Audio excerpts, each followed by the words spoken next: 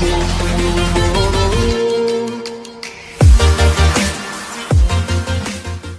name's Ross Tomkins. I am the founder of AlphaGenix and AlphaGenix International, so a men's health and longevity clinic based in the UK and soon to be the UAE. Nice. And AlphaGenix dives into testosterone optimization and hormonal health, which is becoming a very hot topic in Dubai. Do you see recovery modalities like cold therapy, red light play a natural role in hormone regulation? Have you experienced it yourself, and what opinion do you have on this? AlphaGenix in general has a very holistic approach to health in general.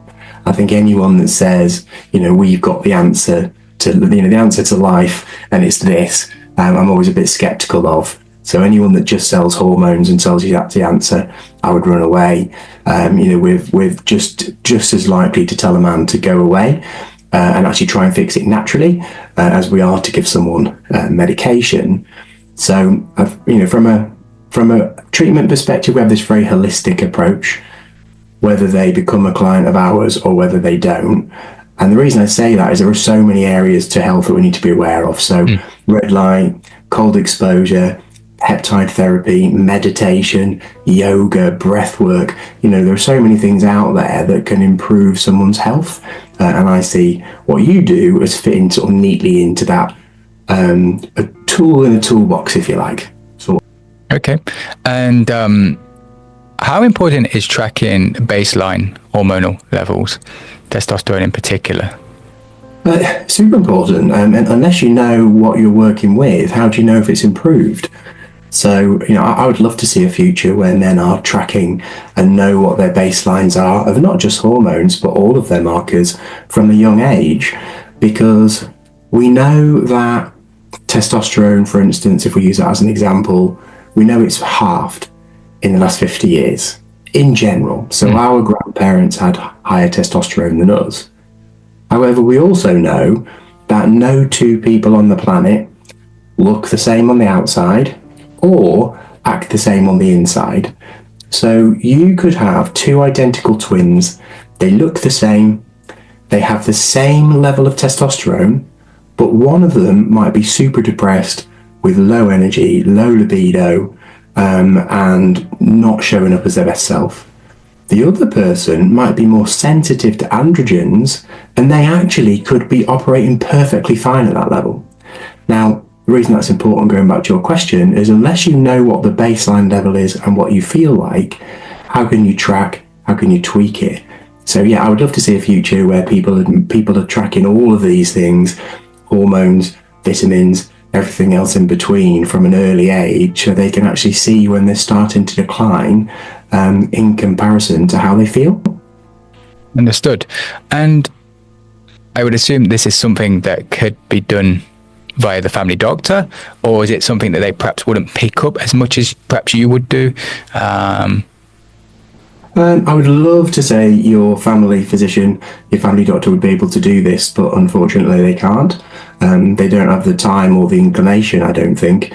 Here in the UK, a family doctor's got 8 minutes to make a decision. They certainly don't have hours to go through a full diagnosis or a full baseline screen. So, I don't think it's going to be available. And the other big part of that is, even if it was, they generally don't have the knowledge necessary to dive into what is going on. And the reason for that is the skill set of a family doctor is to know a little bit about a lot. They're not supposed to know a lot about anything, because if they did, they would be a specialist, not a family doctor. Yes. So if you want to deep dive into hormones, go and see someone who's an expert in hormones, and that's often an endocrinologist. But if you want to go deep diving onto men's health, hormones in particular, and particular longevity, you want to go and see a TRT expert, who not only are experts in hormones, which is an endocrinologist, but also a specialist in men's health, which is an andrologist. So if you combine the two, you've got two real niches of medicine, and you end up in a place where there are only a handful of good doctors in the world that really understand this. Interesting. You mentioned briefly about the symptoms that a man in particular could feel or experience. Do you mind just elaborating on them more? And is it always those type of symptoms, or is it, as you quite rightly mentioned, they might perhaps not have these symptoms but could still have low testosterone? So there are hundreds when you look into it. Testosterone is often called the king steroid. It is the main steroid within a man's body. So all of our systems are reliant on it. The main symptoms, I would say, that men will report are low mood, low energy, low libido, weight gain, loss of muscle mass, aches and pains, slower recovery, feelings of anxiety and depression, and brain fog. Now, often men say, well, I haven't got any problems with my libido, so my testosterone's fine. That's a really antiquated way of looking at things. It's not just a sex hormone, although it's often thought of things that way. So I, for instance, didn't have any problems with my libido looking back, although at the time I would have said it was fine. Looking back, I think I just generally had apathy. And I've been on TRT for 10 years now. Wow. So wrapped up in apathy, of course, is the way that you look at life and also look at your partner. So some men think it's fine until you start talking to them about it, and then they're like, actually, yeah, maybe it's not. So they're the main symptoms. A man could have one of them, could have all of them. If they don't have any symptoms, we would encourage a man not to start TRT. Reason being is once you start TRT, you're going to squash your own natural production and mean that you'll probably be on it forever. So really, two big things to consider there. If you turn your own natural production off, you're probably going to affect fertility. Not definitely. It's not a contraceptive. That's really important to stress. But in 60% of men, it can affect fertility. And once you start, you're probably not going to want to stop. Should a man start if he's not symptomatic? We would say no. If they're not feeling if they're not highly symptomatic, or they just want to be the best version of themselves, consider other things. Consider cold immersion, consider hyperbaric, consider red light therapy, consider meditation, yoga, Pilates, Sakine, or a variety of other things that they could look at. Nice. Two questions to follow on this. So you mentioned that you've been doing this for 10 years now. Is there a shelf life to this? Can you continue to do it for as long as possible? Absolutely, yeah. So the doctor that prescribed it to me, he's now in his mid-80s and still takes testosterone. And when you talk to him, he's like, well, why would I not? Like, I remember how bad I felt, this is him saying it. He says he remembers how bad he felt in his 40s when he had low testosterone.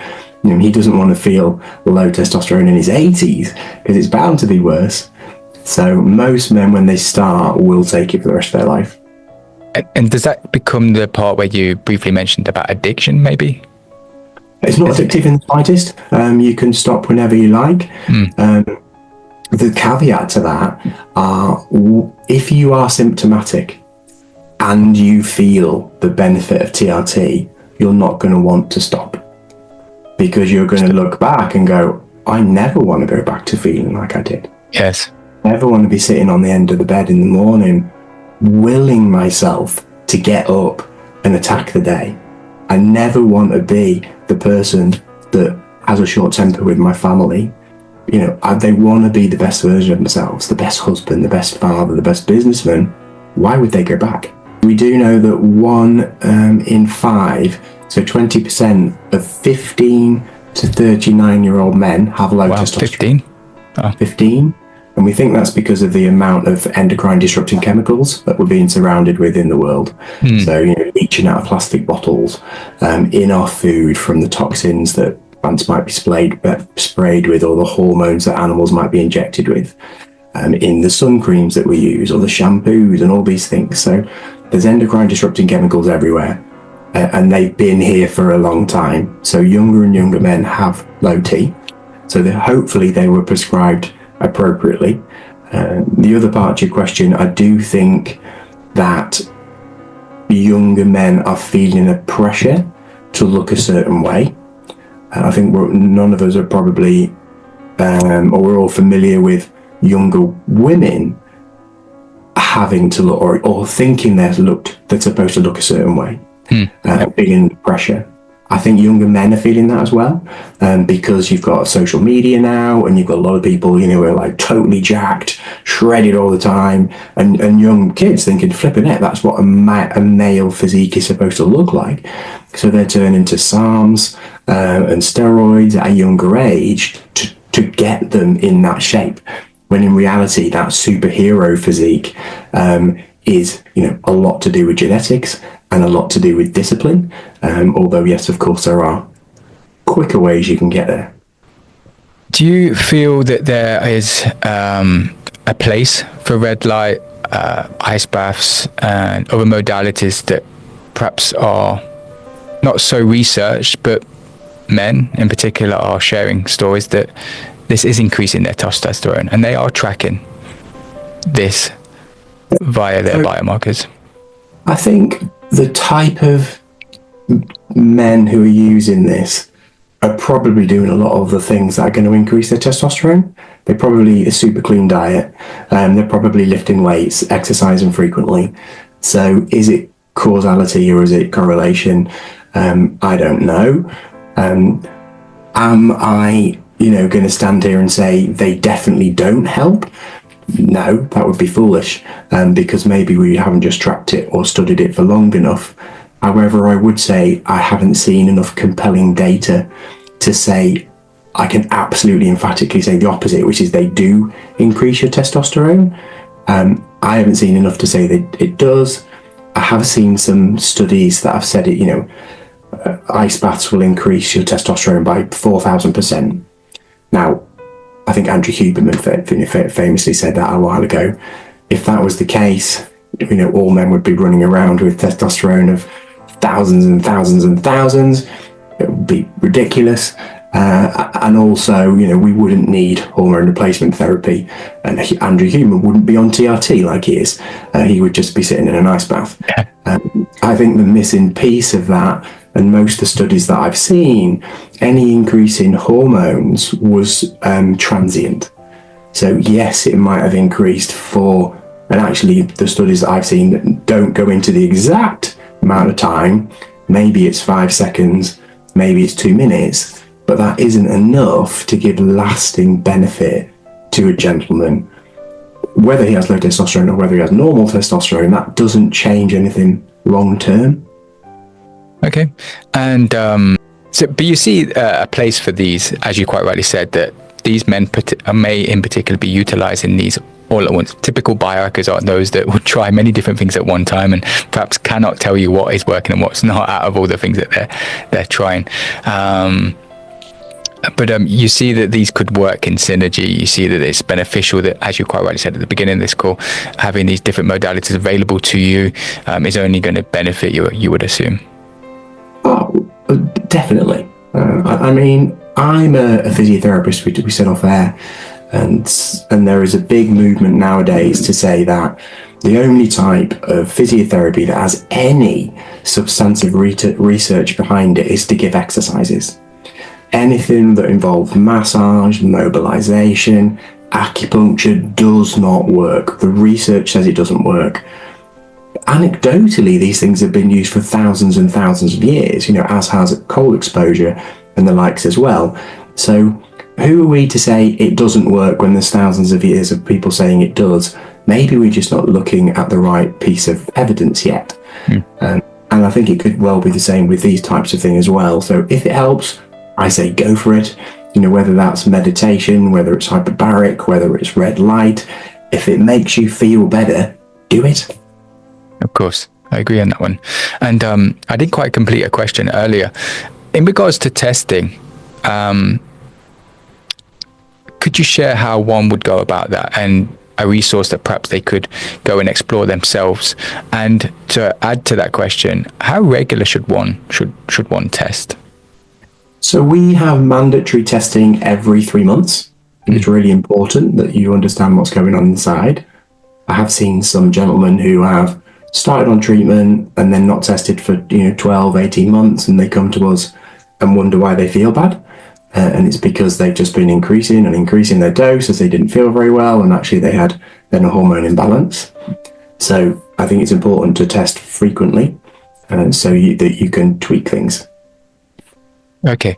So you say quarterly, sorry, every 3 months you would recommend. Yeah. Okay. And is this, just for the listeners, is this easily done at home, or you would have to visit a specialist? If you're just curious, get a finger prick test. You can do it at home. If you're testing between 1 and no more than 4 biomarkers, they're pretty accurate. It sounds really silly, but wave your arms around your head, run around the room, run your hand under a warm tap, because if you have to squeeze your finger, you're just testing interstitial fluid, and the likelihood is you're not going to get a very accurate result. But for 1 to 4 biomarkers, if you're just curious, that's enough, and they're really inexpensive. If you're symptomatic, then I would have a much deeper look at that, and you want to have a full venous draw then. So you want the blood taken out of your arm. You can have a look at a plethora of biomarkers at the same time, and you've got a good amount of blood directly from the vein, which means you're going to get really, really smart data. You're going to get really accurate data. You can cross-reference that against some subjective data as well. So if you are symptomatic, you can have a look at the AMS or the ADAM questionnaire. So these are internationally recognized questionnaires that are used all over the world by doctors who are looking at aging males. So the AMS or the ADAM questionnaire will give you an inclination on whether your testosterone might be low. And they're both available on your website, I believe, the ADAMS questionnaire. ADAM questionnaire definitely is. I'm not sure if the AMS is, but it's readily downloadable online. It's AlphaGenix, and it's AlphaGenix with an X at the end, .co.uk. Is there something in wanting to know or draw a blood sample for a full panel of hormones? Or have you found in some cases, I think this is more for myself, that actually if you don't make mention of this, that perhaps only certain hormones will be pulled or certain markers would be pulled, and actually you want the full panel of hormones? Am I correct in saying? So if you're coming to a company like ours, we would look for that full panel, because if you only look at testosterone, for instance, that will give you an inclination. Say you've got a finger prick test and we know what your testosterone is. Well, that's only one marker. It doesn't tell you what your free testosterone is, which is how much testosterone is actually is available and therefore being utilized by the body. We don't know what your sex hormone binding globulin is, which actually is something within the body that takes the testosterone out of your blood. And actually, if that's too high, then you could have the highest testosterone in the world, but you're still not going to get the benefit. You don't know what your estrogen is, and actually there's a ratio there which is important depending on where you're at during treatment.